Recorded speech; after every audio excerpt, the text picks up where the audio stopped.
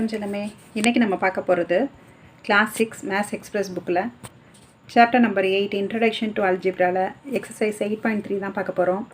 First sum, make 6 expression with the number of 4, 7 and 9 using the operations addition, subtraction and multiplication. A number cannot be used more than once. இப்போ இந்த சம்மில் என்ன சொல்லியிருக்காங்கன்னா, கொடுத்துருக்க இந்த 3 நம்பரை வச்சு 4, 7, 9 3 நம்பரை வச்சு 6 எக்ஸ்பிரஷன் உருவாக்குங்க. என்னென்ன எக்ஸ்பிரஷன் வரணும் அப்படின்னா, என்ன ஆப்ரேஷன் யூஸ் பண்ணணும் அப்படின்னா, addition, subtraction, multiplication operation use பண்ணணும். 6 எக்ஸ்பிரஷனும் தனித்தனியாக வரணும். ஒன்று மோர் தென் ஒன்ஸ், ஒரு தடவைக்கு மேலே வரக்கூடாது அப்படின்னு சொல்லி, ஒரு எக்ஸ்பிரஷனை ஒரு தடவை தான் யூஸ் பண்ணணும் அப்படின்னு சொல்லியிருக்கிறாங்க. ஓகேவா? இப்போ பார்த்துடலாம். 4 + 7 - 9 கொடுத்துருக்க நம்பரை அப்படியே ஒரு அடிஷன், ஒரு subtraction எழுதிடுறோம்.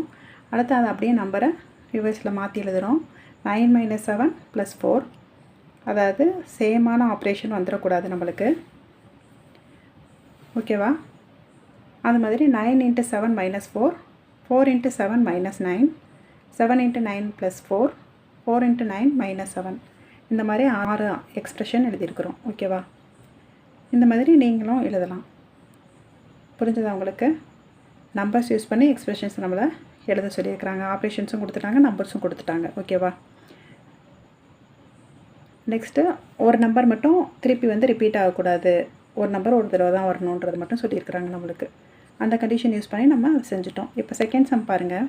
Which of the following expression contain variables? இப்போ A to H வரைக்கும் நம்மளுக்கு சம் கொடுத்துருக்காங்க. இதில் வேரியபிள்ஸ் எந்த எக்ஸ்பிரஷனில் யூஸ் பண்ணியிருக்கிறாங்கன்னு தான் நம்மளுக்கு கொஷின் கேட்டிருக்காங்க. இப்போ 13x + 1, இப்போ எக்ஸு, ஏ, எம் அந்த மாதிரிலாம் வர ஆல்ஃபபெட் எல்லாமே என்னது நம்ம வேரியபிள்ஸ்னு பார்த்தோம் இல்லையா? ஒரு எக்ஸ்பிரஷனில் வேரியபிள்ஸ் யூஸ் பண்ணி நம்ம ஃபஸ்ட் எக்ஸசைஸ்லலாம் என்ன பண்ணணும், வெறும் வேரியபிள்ஸ் யூஸ் பண்ணி தான் நம்ம எக்ஸ்பிரஷனே க்ரியேட் பண்ணோம். இங்கே நம்பர்ஸும் வேரியபிள்ஸும் வந்திருக்கு.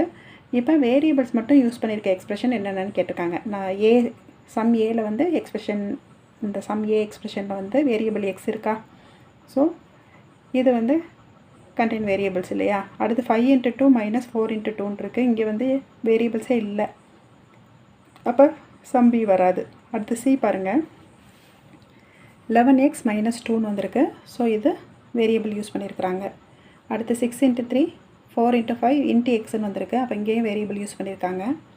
11 × x/2ன்னு வந்திருக்கு. இங்கேயும் வேரியபிள்ஸ் யூஸ் பண்ணியிருக்காங்க. சம் எஃப்லையும் வேரியபிள் யூஸ் பண்ணியிருக்காங்க. 25x - 7. ஜியில் வேரியபிள்ஸ் யூஸ் பண்ணலை. 6 ÷ 2 ÷ 3ன்னு இருக்குது. இப்போ ஹச்சில் வேரியபிள் யூஸ் பண்ணியிருக்காங்க. 10x + 1. அப்போ எதுலலாம் வேரியபிள்ஸ் யூஸ் பண்ணியிருக்காங்களோ அதை எழுதியிருக்கிறோம், கண்டென்ட் வேரியபிள்ஸ்னு எழுதியிருக்கிறோம். ஓகேவா? புரிஞ்சுதா உங்களுக்கு? இப்போ சம் 3 பாருங்களேன்.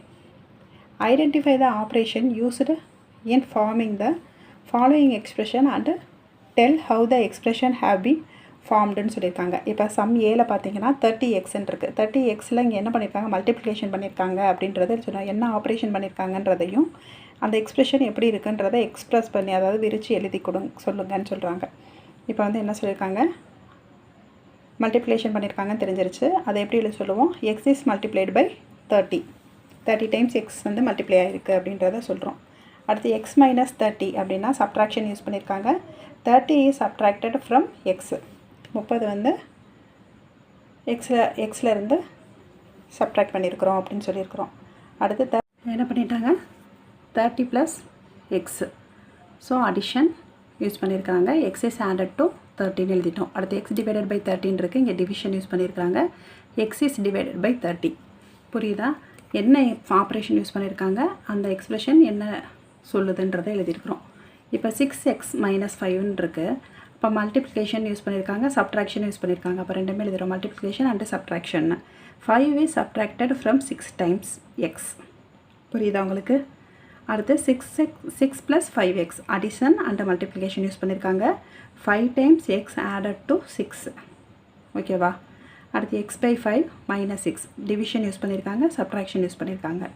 6 is subtracted from the quotient of x and 5. ஓகேவா? அடுத்து 6 - 5x சப்ட்ராக்ஷன் மல்டிப்ளிகேஷன் யூஸ் பண்ணியிருக்காங்க. 5 times x subtracted from 6.